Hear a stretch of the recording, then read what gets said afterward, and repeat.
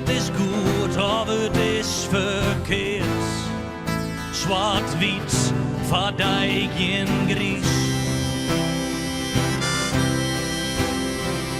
Hoe is het met Sjoerd en zo?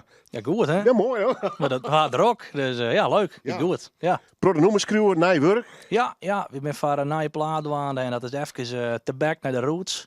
Dus echt weer even de akoestische gitaren oppakken, weer even in het lied, zo ben we eigenlijk begonnen.